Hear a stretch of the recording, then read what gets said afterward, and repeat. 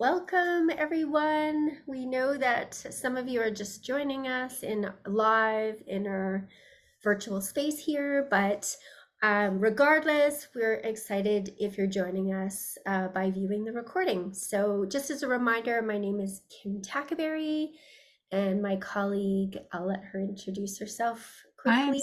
Stephanie Doddick. Yeah, I'm out of the Edmonton Regional Learning Consortium office and happy to be here.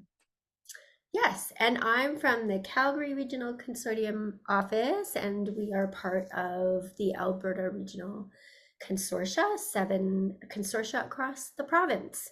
So this is part 2, and so we're excited to have you if you participated in part 1, and if not, we're still excited that you're here to join us. So we just pulled up our outline from part 1, and we started the first series or first element of the series with looking at the organizing ideas and learning outcomes. We took a quick tour of New Learn Alberta and discussed some of the components of the vocabulary organizing idea, which is our focus for this series. And then we dove into what is cognitive overload, and we shared some strategies related to that. So we have 3 parts or 3 elements that we're hoping to accomplish in part 2 today. That is morphology and word origins, tier 2 and tier 3 vocabulary, and figurative language. So we will get started.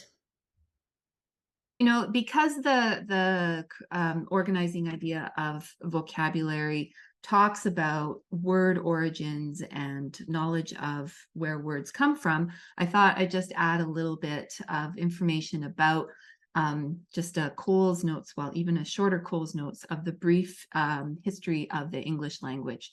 So yeah, and then so as we know, we've probably noticed that and then so that that English is a hybrid language.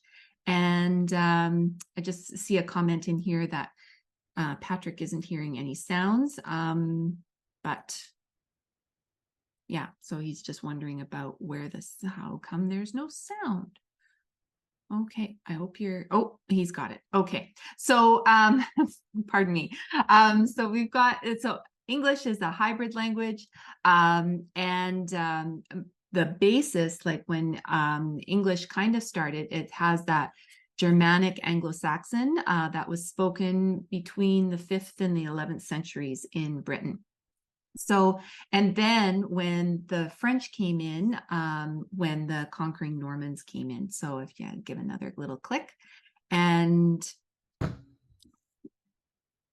so, yeah, so we've got our conquering Normans then there, but then, and French is kind of one of those Romantic languages, heavily influenced by Latin. So you can see that when you compare the Anglo-Saxon version to the kind of the derivations of Latin or Greek, then we have some synonym pairs, right? So we have meet versus encounter. We have ask versus inquire. We have come versus arrive. And you'll notice that Anglo-Saxon words, when we think about the words that are usually 1 or 2 syllables, those tend to, I won't say all of them, but there's more of a tendency towards 1 or 2 syllable words that are in our high frequency word lists, that they more tend to be Anglo-Saxon in origin. So I'll get you to click one more time. And and then those Anglo-Saxon, there's that Northern European cognate relationship. So active versus active, man versus man, end versus endis. So there's some of those pieces. And then one more click. And then there's those Greek that have those Southern European. So there's family versus famille, excellent versus excellent, and different is different. So so you can see that, the Northern, there's fewer syllables, and then the Southern, that has the more Greco-Latin basis has the kind of a couple of more syllables to it. Great. So yeah, if we want to just click through some of these ideas, so that we see that there's the Anglo-Saxon, which is very high frequency words. They're used in everyday situations. Like I said, short 1 or 2 syllables. And then that Greco-Latin, where English derives about 60% of its words, especially when we get into that tier 2, tier 3 vocabulary, which we'll be talking about shortly. And a lot of it's used in informational literary texts. It's multisyllabic and it's made from smaller word parts. So when we're thinking about morphology, it's, you know, lots of smaller words. One more click for me, please. But then when we get on that academic word list, we kind of bring those together. There's that, there's about 570 word families. And so there's the words like analysis or concept or invoke or conceive or define. And if you want to just see it's underlined there, Kim, academic word list, if you could just click on that for me. And it'll take you to like an idea of Coxhead's work of what academic word lists are. And so if you think about like the word analyze, and when we think of morphology and think of, you know, suffixes, prefixes, we take that one word analyze and then we can get analyzed, analyzer, analyzers. So all those words in blue are considered like a word family or the head of the word family, and then the groups underneath are parts of those. So there's about 570 of these words. Now, these aren't words that you would just, you know, give to students, but when you're thinking about academic language, these would be those academic words that you would see that are cross-curricular. You would be using analyze in English, math, science, social studies, wherever. Great. So so that's a link and a resource for you as well. And I'll just get you to go back to this slide. Sorry, I'm going to jump in, Stephanie. Yeah, please. This reminds me of part 1, and I see Sean is here. Sean asked that great question about words and, you know, going into and using a dictionary. But I think this would be a wonderful resource to pull some words from, right? And then, you know, look at the meaning and all the different words in that family. And I see Shauna shaking her head, but I thought, you know, wow, this is a great connection. Yeah. So I had to Thanks jump for bringing, in. Sorry. yeah, thanks for bringing that up. That's perfect. Great. Yeah. So, and then just a note there in the red there. So thinking about our EAL students whose first language is a Romance language. So part of that Greco-Latin family, and we're going to kind of describe that. But they may be more familiar with the longer word in English than they are with the shorter word in English and Old English, German and Old English.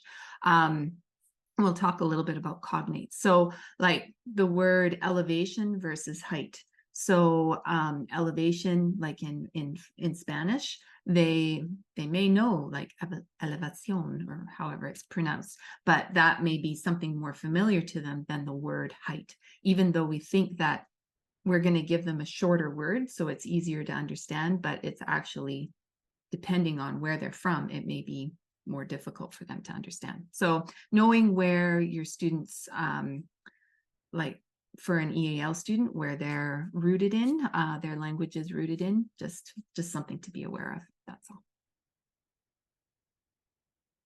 And so you can see just kind of how English, where it's come from and where it's, what it's connected to. So this is a beautiful graphic that there's a link to the Guardian article there on the Indo-European and Uralic language families. So it just kind of walks you through that. But just so you can see that branch of English and how it stems, you can see that Germanic, and then it's also got some that high Germanic, that low, and also connected to the Greek that's feeding into it as well. So, and yeah, so we're all kind of connected because we all kind of stem from that same root of Indo-European languages, and just depends where they divided, but we're all connected to a big tree. So I thought it was a lovely visual. And this too, just thinking about how even just the simple word for mother, how it's kind of connected across all languages as well. So yeah, so in Proto-Indo-European, so that's way back, thousands and thousands of years when the language was first developing. But then you can see how it's connected into Armenian and Bengali and Swedish and all of those pieces as well. I thought this would be such a great graphic to use on Mother's Day. Oh, yeah. Right? Out of Yeah, school, I was thinking about that as we were working through the, yeah. so just an idea, but I like I thought that. that would, Mm-hmm. yeah, I thought that would Mm-hmm. be great. Mm-hmm. Yeah. So, so just as an example too, just thinking about words, English words that come from that Latin origin compared to the English and Spanish words. So, so if you think about the English words from Germanic or Old English origin, we've got like get, fix, keep, breathe, meet. But those comparisons as well from Latin origin, obtain, repair, retain, respire, encounter. And and then when we think about the Spanish, you know, you can see that Spanish is connected to that Latin more closely to Latin than to the Germanic part of the language. So just those cognates and things like that. So, and I thought we could just maybe take a gander and see which words do you think might be from that Germanic Anglo-Saxon or the Latin origin. So I've got 6 words in there: construct, vacation, harbinger, before, tardy, and isle, and that were on the other page in blue, and then what their synonym is in the other ones. So construct is from Latin. Germanic would be build. Vacation is Latin, and the Germanic would be holiday. Harbinger, interestingly enough, is Germanic, and the Latin is the synonym is signal. And before is Germanic as well, but when we think about Latin, it's prior. Tardy is from the Latin origin, and Germanic would be late. And interestingly enough, Latin is isle, but island is the Germanic or Old English. So if you're curious, there's a link here, and maybe Kim, you might want to click on that. So of equivalents. So just seeing there's a nice little list, you know, so of whether they're Germanic or Latin origin. So just thinking about playing with some of those words as well. Awesome. Great. And, you know, feel free to use this if you think it's useful to you or not. Oops, we lost it. Ah, it's gone. Sorry. It was going so well and so smooth. And I found my toolbar popped up, so I was so excited Oh, about that. And then somehow I closed this one. So my oh, okay. apologies. No worries at all. All right. So slide, if you can help me there. I think uh, we're going to head into slide 39. Okay, perfect. All right. Yeah, no, I really am more and more intrigued by the Latin origins and learning about the history of words. Mhm. So linked to what Stephanie just shared, I wanted to share this analogy that comes from Michelle Bent. Michelle Bentz and Dr. Miriam Ramsey offered through the consortium the layers of reading. They've recently offered the layers of writing. Their website is there, and I want to make sure that I give full credit. So layersofliteracy.com. They're doing just amazing work in bringing research in literacy together with practical suggestions. But this is such a great analogy because Michelle and Miriam talked about teaching words, and we talked a bit about this in part one, is that if we teach words in isolation, what happens is they really, as we talked about when we watched the video, that cognitive overload, is there aren't those schema for the words to attach to. So what ends up happening is a lot of the words kind of fall through and into a gap, right? And so they use this beautiful analogy of creating a bridge in Lou. And we talked a bit about this last time. I'm just going to go out of screen share. This idea that we can create a bridge for students to help them in terms of attaching words to schema by using what Stephanie just did a wonderful overview of. And that is looking at like the bases of words and how the bases or the origin of like what I used to call a root word was then the focus of the learning. So in this case, and I'm sorry, I forgot that I can just push here. So if we think of the word seal, for example, to close something, and we talk to our students about that word, so to fasten or close securely, and then we start to look at seal and all the different suffixes and prefixes that can be united with that base to create other words.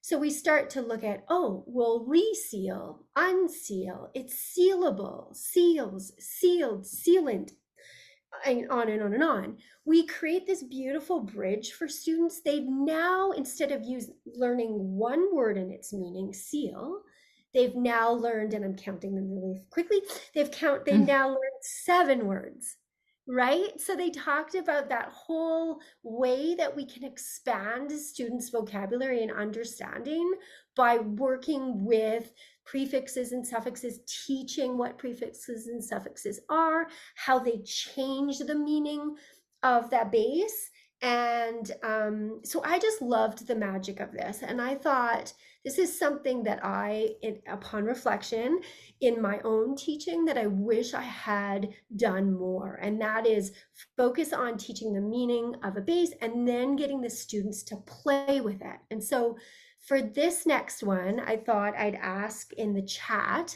So if I were to say to you the base act, what prefixes and suffixes do you think of that would that you could attach to that base act to make slightly? So it kind of took branches, kind of like that beautiful tree graphic.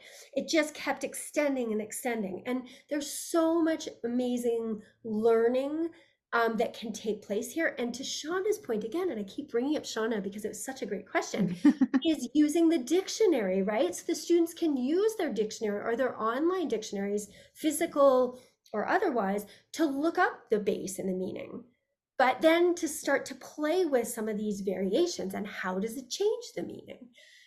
Anyhow, so I've seen classrooms where they have a bulletin board full of different word webs of students that are words that students are interested in, or words that have come from their studies that they've attached or seen in books. So Stephanie, do you want to add anything? Yeah, and I mean, I'll bring it up a little bit later too, but also thinking about how those suffixes change I want to say the function of the word. So like whether it might change it into like act could be a noun or it could be a verb, like the first Yes. act, or like I'm going to act on something. But how by changing it to actress, then all of a sudden it's definitely a noun. Or react, then it's going to be a verb, right? So and then yeah, so just thinking about how those those suffixes can actually change the intent of that word as well, and thinking about that as well. Because I remember I was working with a student once, and we were just doing a bit of some of the key vocabulary about the reading, and there was it was he was trying to find the word activist, and he didn't realize that IST made it into a person. So that was like, yeah, like, you have an activist, you have a paleontologist, you have an archaeologist, or you have, and that makes it a person that does that certain thing. And he's like, like it was big, like, so just thinking about how those parts change it to Yeah. parts of speech. And I know Dr. Peter Bowers, who does a lot of work in terms of word webs and word matrices, and he talks a lot too about, as the teacher, um, be honest and be vulnerable. I don't know what this means, right? Mm-hmm. Let's look it up together. Or I Mm-hmm. don't know any other suffixes or prefixes that could change the meaning of this word or adjust Mm-hmm. or slightly, right? So let's look Mm-hmm. together, right? And I Yeah. love that philosophy. And Yeah. he calls it structured word inquiry, but he talks about, he wishes he'd called it scientific word inquiry, because it's like experimenting with words like Mm-hmm. science. Yeah. Love that. Yeah. So And, good. great question here of bulletin boards. Are there examples of great bulletin boards in classrooms? But, even if we have these as like on chart paper, and they're an anchor chart, and then that's, something that because then, the students have participated in that activity, and it's kind of meaningful for them. So this would be, like, create your own bulletin boards with the students sort of idea, and then just kind of because then they remember that experience going through that. Yeah, and Stephanie, the one idea I did see that's a perfect example of what you just suggested is they did take a cue card every week and put a new base on the bulletin board, and then they had cue cards and markers in pouches. And Oh, students could come up and write their own, the word that they had thought of with a prefix or a suffix, and add sweet. it to the bulletin board. So that Mm-hmm. was, essentially just as an example of one way that you could get Mm-hmm. students engaged. And it was fun because they had students from other classes. So it started with Oh. one class, and then they ended up with the whole school was participating. Oh, yeah. Yeah. Wow. Awesome. All right. Thank you, everyone. And we'll move on to the next. Yeah. And then just, just an activity. Oh, you were going to talk about this, Kim, but yeah. Go ahead. You know what? You go ahead. Okay. All right. Yeah, Yeah. no So problem. just thinking about word sorts as well. So like playing around with those word endings, like maybe you've created over the course of the week, maybe there's common endings from all the words that you have, and then, how students can sort those words. And you can either sort words through, prefixes, suffixes, or you can sort words by concepts as well. So, I realize these are different examples that may not pertain to 4 to 6 curriculum, but just as an example. And then there's also some links here for Flippity or word wall. So just students are playing with those games as well. So just some interactive sort of pieces as well. That's kind of fun. Word wall especially, because you can change, you can make it like that it's race cars, or you can like change it to popping bubbles, and it's all the same material. But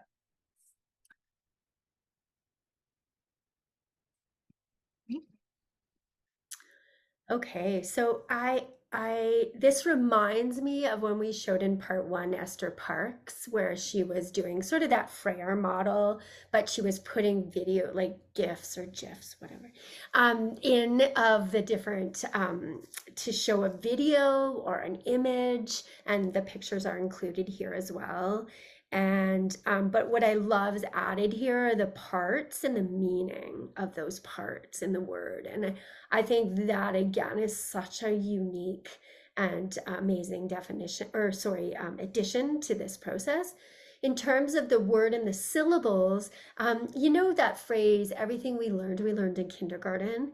We had a kindergarten session this week, and there were things that the kindergarten teacher was doing that I thought you could do in 4 to 6. Like, one thing she said is body movement. I mean, we know in body cognition, the more we can get students moving, the better it is for their brain and for learning. And she did one where she did their hips. So they did their hips side to side. So biology. And I was like, you know what? There's some grade 6 students who would not do that.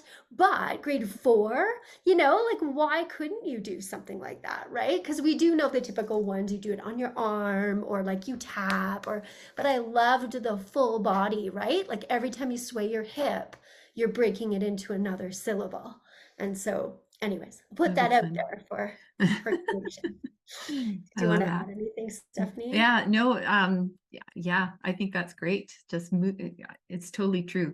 The more you move, the better you learn. So, and yeah, so no, thanks for adding that. I'm going to do that now. Yeah.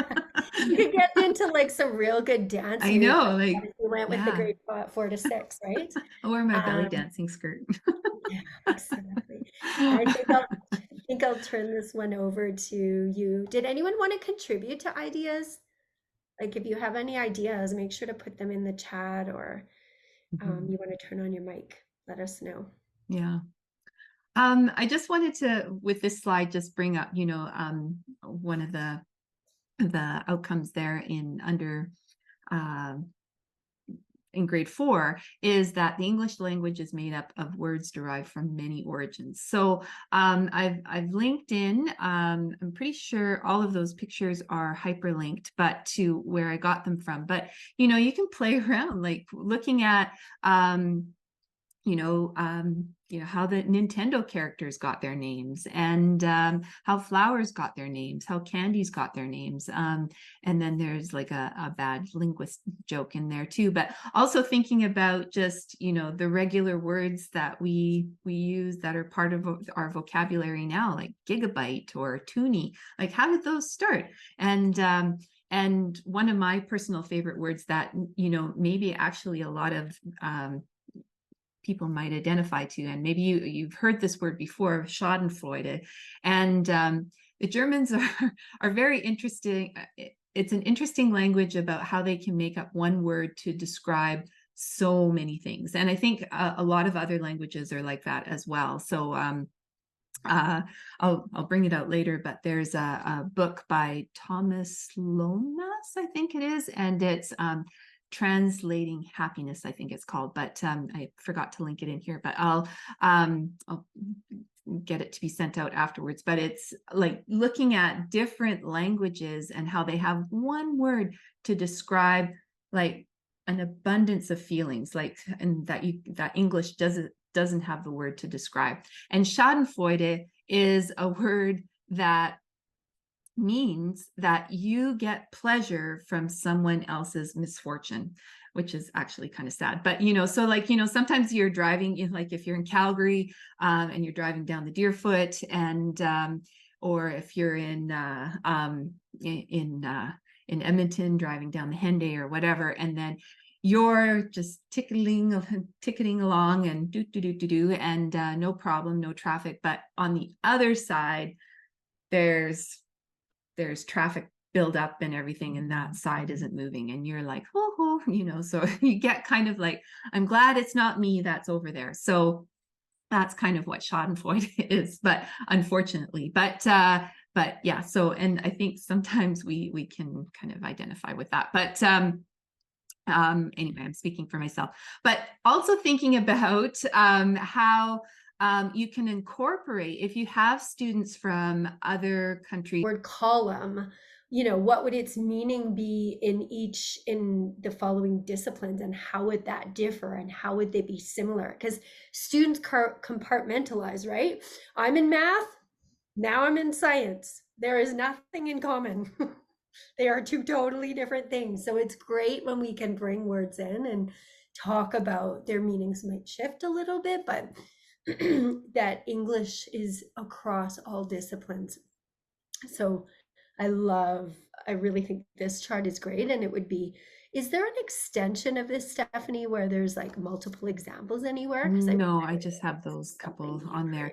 created. But I think one of the beauties about teaching, in elementary as well, is that you're teaching, in most situations, you're teaching the math, the English, the science as well. So you can, especially target that in your planning as well. So, okay, we read about a table or something like that, and now we're making tables in math or something like that. So, yeah, and just kind of the beauty of that, because sometimes in secondary that it's hard to plan for that.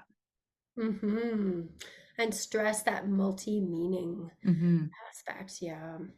So this, I also I like this chart too, like everyday terms, but then different, more complex vocabulary that we can be teaching our students that have very similar meanings. And I like again that idea of Dr. Oh, Sir John, his last name's escaping me, but he does all of the science videos for little preschool students, and he always uses these huge, robust academic terms. But the whole idea is that students are never too young to hear, complex vocabulary and practice and use them in different contexts.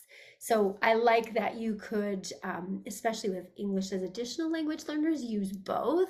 So making sure that they're getting exposure to, answer could also be, we could also use the word elaborate or respond, right? So you're intentionally attaching the two together.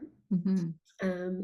Did you want to say anything more there, Stephanie, or? No, and also, going back to those students who may have more background in Romance languages, like if you have Spanish speaking, French speaking students, that they might understand elaborate a little bit more than answer. But I mean, having all, yeah.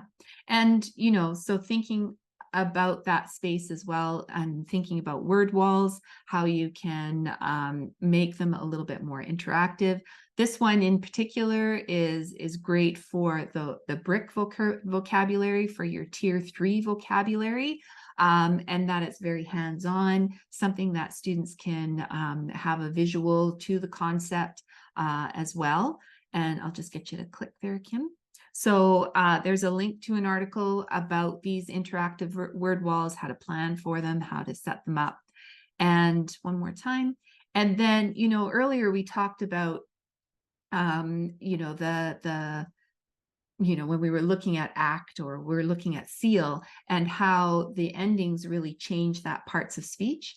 Even if you set up like a chart, something like this, that you can kind of sort the words and how they transform into different parts of speech, because students may not always be familiar that when I add a tion on to a word, that it makes that into a noun, or when I have an al ending, that it makes it into an adjective, and then the different prefixes, how that changes the meaning of the word, but it still has that same root.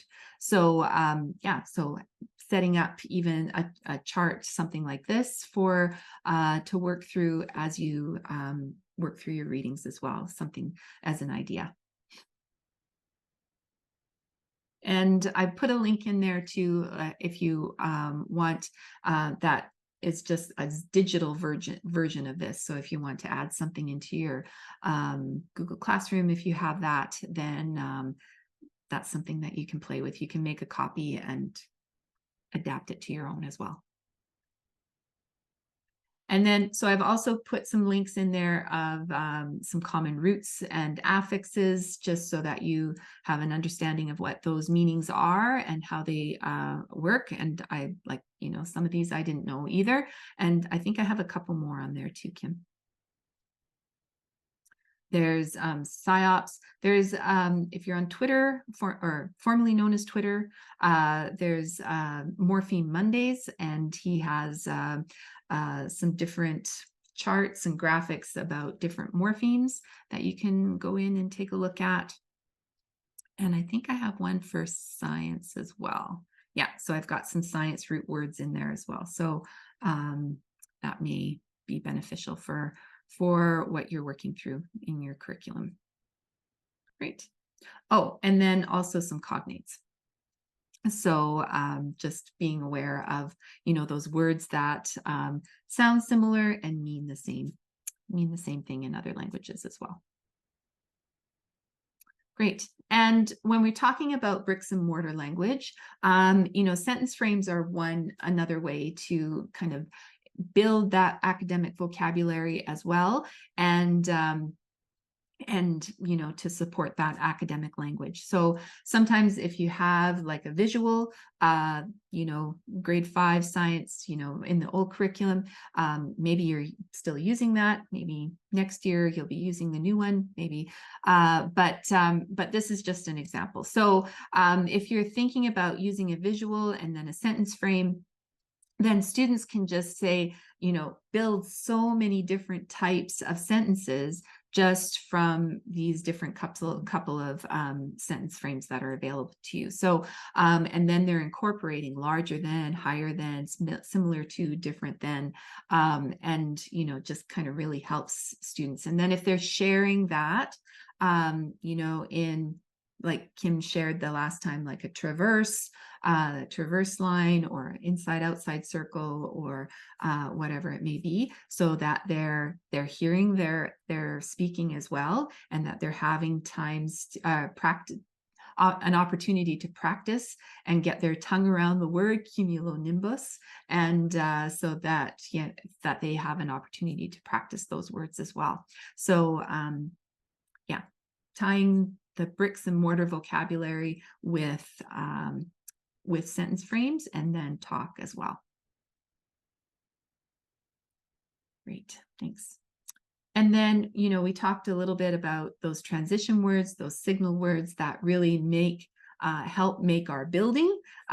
So how we transition from one idea to the next. And as we know that, those transition signal words, they help the reader follow the directions of the writers, and maybe I should add the speaker's thought as well. And they're like signposts, right? To help guide the traveler. And then, so, before I talked about buildings and like the purpose of whatever you're using language for. So maybe you're using language to seek information or inform or compare. So looking under that left side of the column.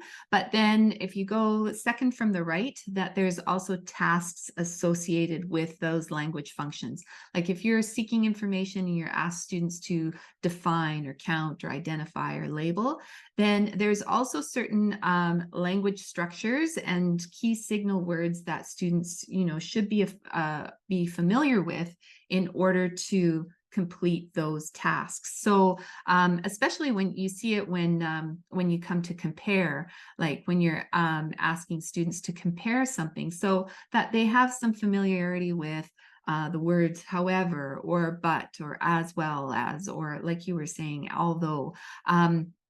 Some of those key features. So there's another link as well from Coloring Colorado that when you're thinking about tasks that you're asking your students to do, that just as a guide, or a little ways to think about what we should be drawing our students' attention to in terms of signal words, or even just kind of those grammar pieces as well. And also, like if you're not sure where you might find the task that you're doing, then you might just want to go Control F on that document, and then it will. Slide, I integrated some ways you can hook students into thinking about figurative language. So first of all, though, I have to share a joke. Okay. So this is the way I often embedded figurative language into my students' classroom. And this starts a little risque, but it isn't. Now everybody's intrigued. A naked man arrived at a costume party with a girl on his back. I'm a turtle, he says. Who's on your back? Said a friend. That's, what do you think? Michelle. Ah, Michelle. And the best part is my husband loves jokes. So he read this one to my son and I. My son's in grade 9 and he said the same thing. That's and my son said Shelly. And I was like, Oh, that works too, right? two, yeah. So I use jokes on a regular basis, and we would talk about, well, what do you mean, girl on your back? Like, why would she say Michelle, right? What is it about Michelle? Anyways, I love those. That's fun. And that's one way that you can do it. Here's a few ideas with links. We won't go through all these, but analyzing figurative language in movie clips, right? So there's a link there that actually talks and gives some options and ideas about how you could do it in movies. Discuss figurative language in songs, especially 4 to 6, like grade 6, they start to get so invested in music. So if you can find some without swears, but and then using figurative language to contemplate or think about art. And I love that whole drawing element. I'm 6 feet tall, very literal. Okay, I'm as tall as a skyscraper. How can that be figurative? And really playing those between each other. Mhm. We already talked about Esther Park's flow vocabulary. I know that Stephanie already mentioned that. And then I always include acting it out because it has so much great potential. So Mhm. Stephanie, do you want to add anything? We have 3 minutes. Yeah, no, that's about it. But yeah, I think just that figurative language piece with the vocabulary organizing idea, just again that wordplay and building on that language, right? So not just sticking to the static, you know.